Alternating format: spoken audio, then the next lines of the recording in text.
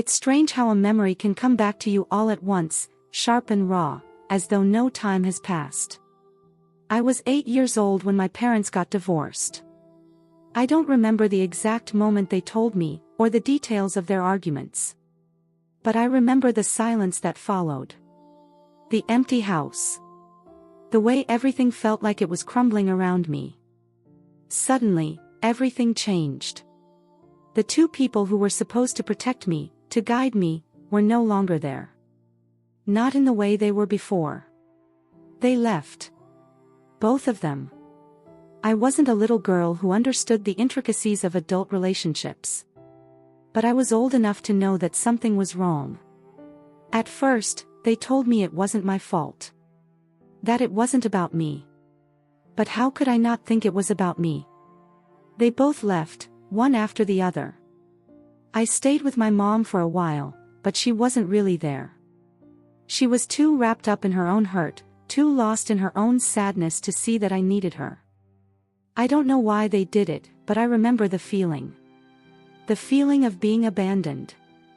It was like they made a decision, without me, without even asking me what I wanted, and they went off to live their own lives while I was left behind, standing in the middle of the wreckage. My father wasn't there anymore. My mother wasn't really there either. She wasn't bad, not in the way people can be bad. She just wasn't present. She didn't have the energy or strength to care for me the way I needed. She had her own things to deal with, her own battles to fight. I wasn't old enough to understand what those battles were, but I knew they kept her distant, kept her too tired to give me the attention and love I craved. It didn't matter. I had to learn to take care of myself. I couldn't cry for attention anymore. I couldn't expect anything from them. I had to grow up fast. I learned to cook when I was barely old enough to reach the stove. I learned how to make my own lunches, to make sure the house stayed clean. I learned to do everything myself, because no one else was going to do it for me. At school, I smiled like everything was fine. I told everyone that my parents were just busy, that I was fine. I was good at pretending. But at night, when the silence in the house was too loud, when the bed felt too big, I'd lie awake and wonder why my parents didn't want me anymore. Why I wasn't important enough to be with. It's funny, how you grow used to being alone. How you grow used to being ignored. It becomes your new normal. You don't even realize when you've learned to depend on no one. You just do. You survive. I didn't know it then, but the girl I was becoming, the one who learned to take care of herself, was going to become someone hardened by all of this. Someone who would never fully trust anyone again, because when you've been abandoned once, you can't help but wonder if it's going to happen again. I never really knew what I needed from my parents. But I always knew something was missing. And that something was them. I used to think that when you're a kid, there are supposed to be grown-ups who take care of you, people who love you and help you, guide you through the mess of life. But what happens when those people are the ones who let you down? What happens when you have to raise yourself, when you're forced to figure it all out because no one else is there to catch you when you fall? I learned to rely on myself. My mom did her best, but she was so overwhelmed with her own grief, her own pain, that she couldn't see how much I was hurting. There were moments when I wanted to scream at her. Why wasn't she taking care of me? Why was I always the one picking up the pieces? But I didn't. I couldn't. I learned that people can only give what they have, and she didn't have much left for me. She was too busy trying to heal her own wounds, and I understood that, even if it didn't make it any easier. It wasn't fair, but it was my reality. And I had to learn to live with it. I remember trying so hard to be good, to be perfect, to never cause trouble. Maybe if I did everything right, maybe if I took care of myself, maybe if I made everything around me easy for her, I could get some attention. But it never worked. The more I tried, the more I faded into the background. The more I tried to be the perfect daughter, the more invisible I became. I learned how to be quiet, how to keep my feelings to myself. I didn't need anyone to tell me what was wrong. I already knew. I knew how to keep myself busy: books, music, homework, anything to fill the silence. I didn't dare ask for anything. I didn't dare need anything. There were nights when I would sit at the dinner table, the emptiness of it all settling in, and wonder what it would feel like to be a child again, truly cared for, truly seen. But those thoughts only made me feel weak, and I couldn't afford to feel weak. I had to be strong. I had to survive. So, I did. I survived. I taught myself how to make meals, how to clean the house, how to survive on my own. I learned to be the kind of person who could handle anything. I didn't need anyone. I didn't even need them. But the truth was, I did. I needed them more than anything, but I could never let them see it. I couldn't let anyone see that I wasn't okay. I couldn't let anyone see how deep the scar of abandonment went. It was too painful. Too much to ask. I became a master of hiding it, of pretending that I didn't care. I didn't know how to let anyone in. I didn't know how to ask for love. So I stopped trying. I went through the motions. I did everything I was supposed to do, but inside, I was hollow. There was a hole in me, and I didn't know how to fill it. But I kept going. I had no choice. I couldn't afford to fall apart. Not now. Not ever. As I grew older, the pain of being abandoned became a constant companion. I became used to being alone. It became my identity. I was the girl who had survived, the girl who didn't need anyone. And I wore it like a badge of honor. Because at least I wasn't weak, at least I wasn't dependent on anyone. But that didn't make it hurt any less. I was 24 when they came back into my life. It had been years since I'd heard from either of them. I had spent so much of my childhood pretending I didn't care, pretending I didn't need them. But deep down, I always knew that one day, the silence would be broken. I never imagined it would be like this. I was at work, sitting in my small office when I got the call. It was from my mother. Her voice sounded so familiar, yet distant. She said she needed to talk to me, that she had something important to discuss.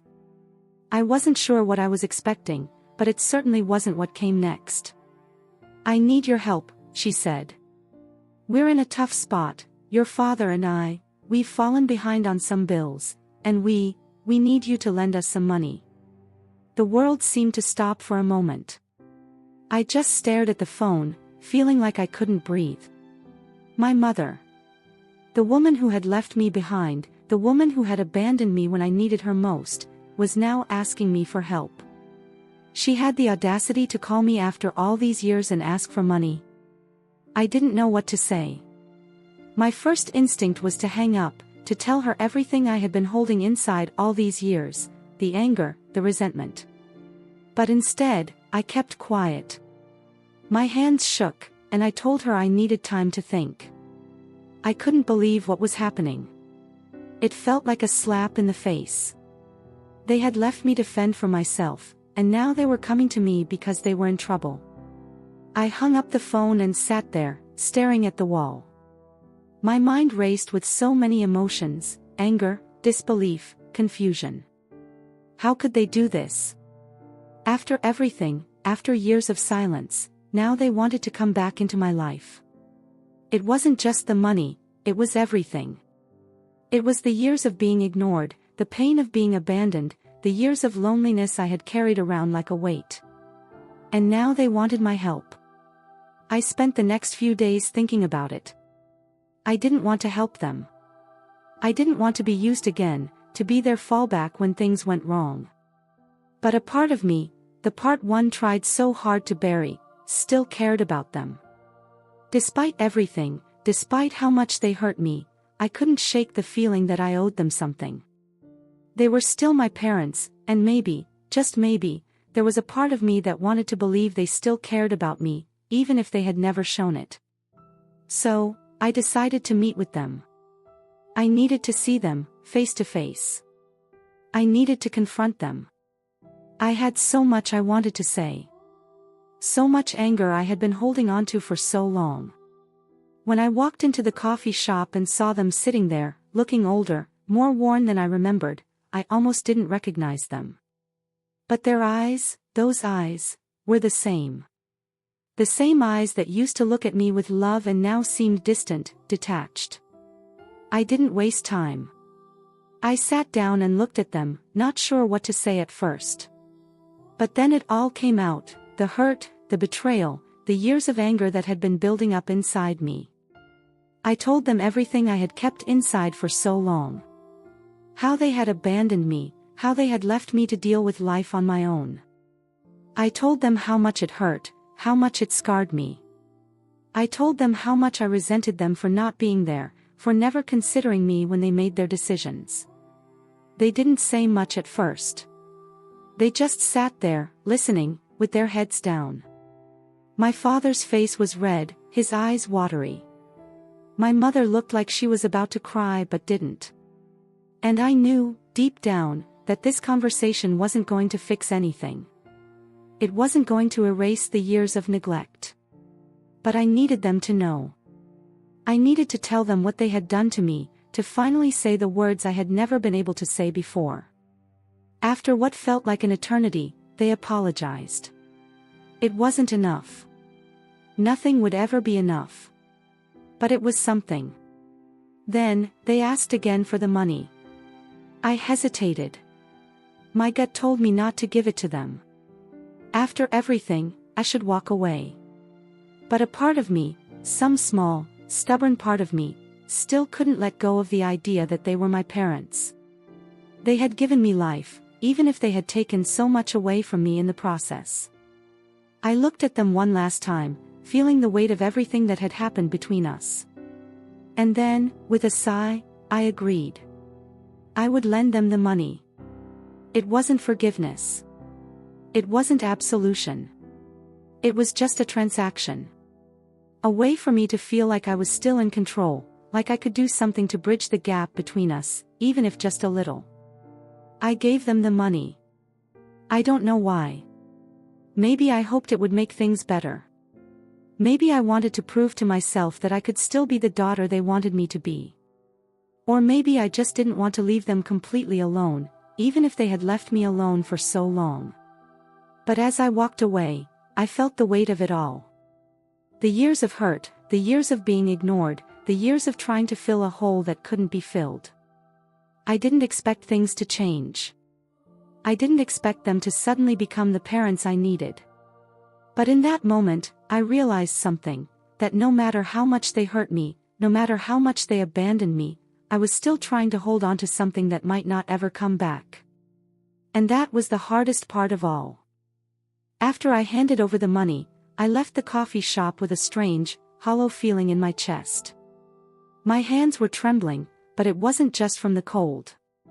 It was the weight of everything I had just done, the confrontation, the money, the years of hurt that I had tried so hard to bury.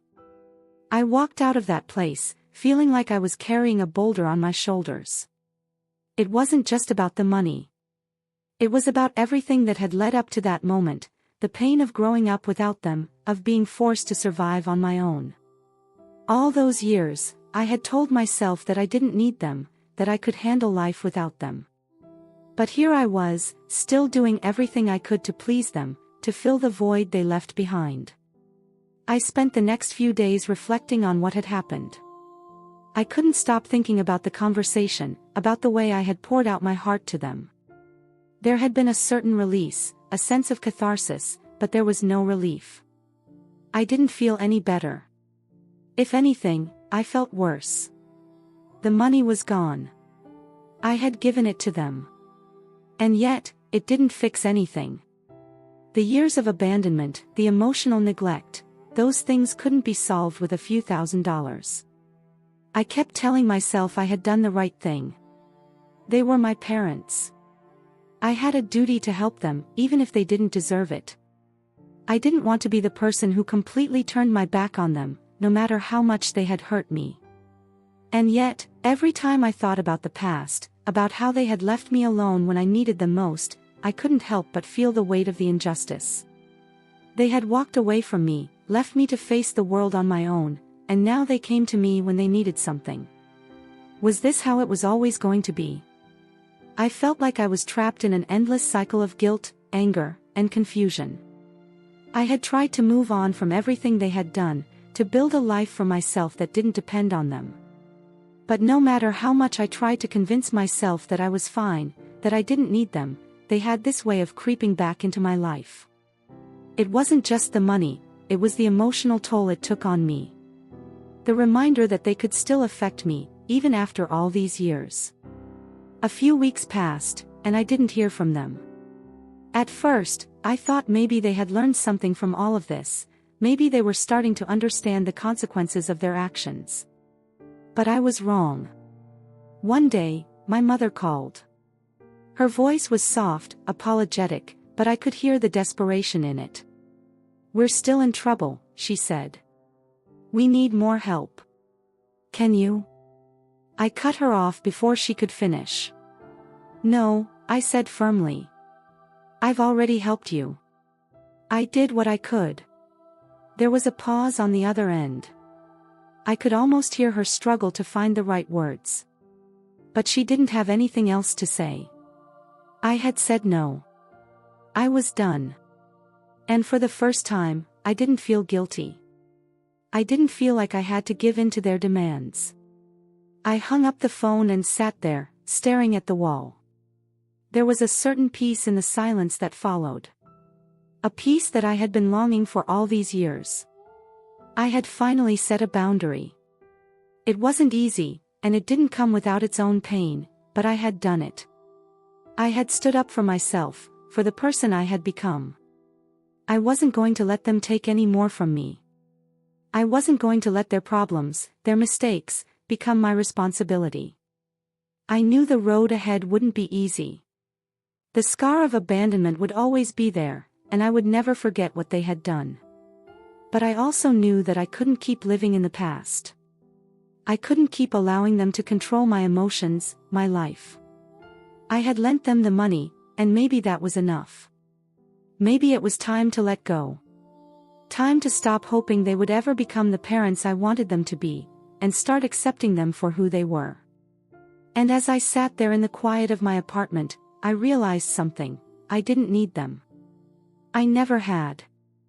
I had built a life without them, and now, for the first time, I was free. A few months passed, and things seemed to settle. Life went on, as it always does, despite the emotional baggage we carry. I went about my days, buried in work, trying to fill my life with anything that could distract me from the lingering thoughts of my parents and the weight of what had happened between us. I thought I had found peace. I thought that, after everything, I was finally free from their pull, free from the guilt, the anger, the longing. But peace is a fragile thing. It can slip through your fingers when you least expect it. It was late one evening when I got a message from my father. I didn't know what to expect, but I certainly didn't expect what came next. It was short, just a few sentences, but it felt like a punch to the gut. He was asking for more money. The debt they had incurred was more than they could handle, and once again, they were asking me to save them. He wrote that it was urgent, that they had no other options. His words seemed desperate, and I could almost feel the weight of the situation pressing on him. But it wasn't my problem anymore. I read the message over and over, my heart pounding in my chest.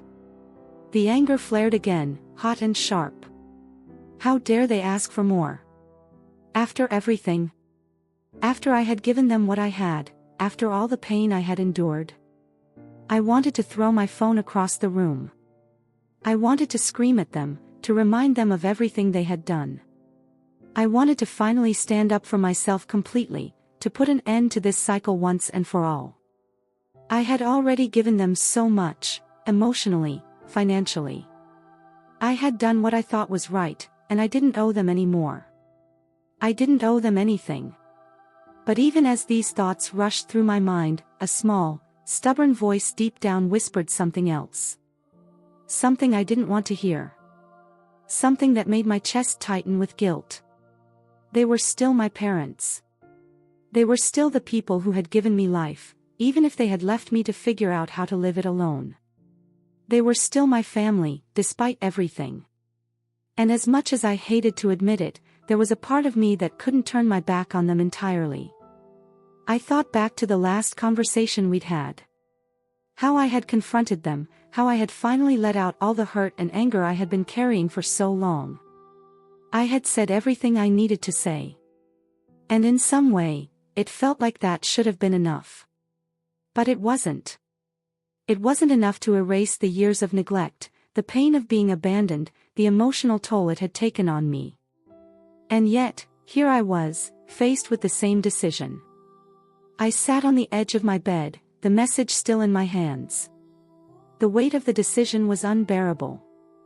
I didn't want to be the person who turned her back on them completely. I didn't want to be the person who walked away when they needed me most. Even if they didn't deserve it, even if they hadn't earned it, I couldn't find it in myself to say no. I took a deep breath, wiping the tears from my eyes, and I made the decision. I would lend them the money. Not because I wanted to, not because I owed them anything, but because somewhere deep inside, I still cared. And as much as it hurt to admit it, that part of me still wanted to believe that they could be the parents I needed them to be, even if that would never come to pass. I wasn't sure if it was the right decision, but it was the one I made. And as I sent the money, I felt the familiar sting of betrayal, of abandonment, of being used. But I also felt a sense of relief. A quiet kind of peace, knowing that I had done what I thought was the right thing. I had done what I could, and now it was up to them to make of it what they would. And as I sat there, staring at the empty space in front of me, I realized something. No matter how much I gave, no matter how much I did for them, it would never fill the hole that had been left by their absence. I couldn't change the past. I couldn't fix the years of hurt and neglect. But I could move forward. I could make peace with my decisions, knowing that sometimes, we do things not because they're easy, but because they're what we think is right. And maybe that was the best I could do for both of us. It's been a few weeks since I sent the money. A few weeks since I made the decision that I'm still not sure was right. The aftermath hasn't been anything like I expected. I thought that by giving them what they wanted, I'd feel relief, like some burden would be lifted off my chest. But instead, I've been left with a strange emptiness. It's like the moment passed, and I'm still here, carrying the same weight. They didn't thank me, not really. I don't know if they even realize how much it costs me to keep giving, to keep trying to fill the empty spaces between us. They've continued on with their lives, as they always have.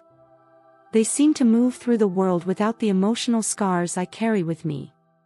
They seem to have no problem moving forward, even as I stand still, stuck in the past. I wish I could say that lending them money brought us closer, that it was the start of some new chapter where we all healed. But that didn't happen. The money was just a transaction. It wasn't forgiveness. It wasn't reconciliation. It was simply me giving them what they asked for, hoping that somehow, some part of me could find peace in it. But peace is a fragile thing, and I don't think I'll ever find it in them. I'll never get back the years I lost. I'll never stop wondering what would have happened if they had stayed, if they had chosen me instead of their own pain. The little girl I was, the one who just wanted to be loved, to be needed, will always be a part of me. That hurt, that abandonment, has shaped the person I am today. I can't escape that. I can't erase those years. But I can choose how to move forward. I can choose not to carry the weight of their mistakes anymore. And so, I'm learning to let go. Slowly, but surely, I'm beginning to understand that I can't keep living in the past, waiting for them to come back and fix what they broke.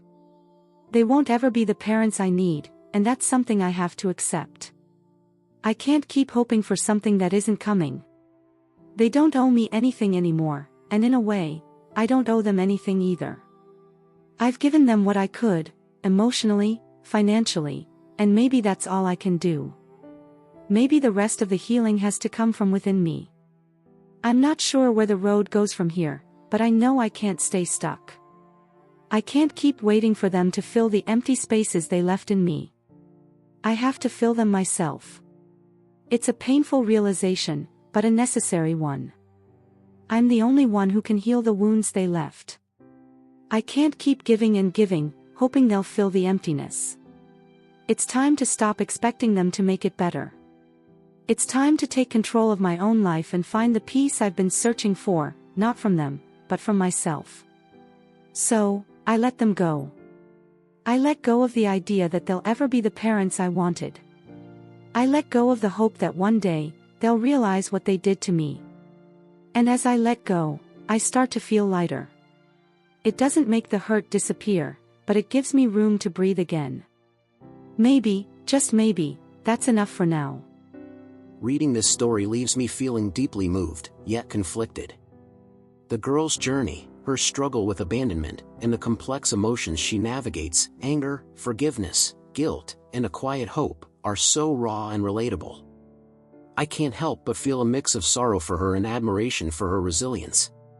To be abandoned by your parents at such a young age, to then grow up learning how to survive on your own without the emotional support every child deserves, that's a heavy burden to carry.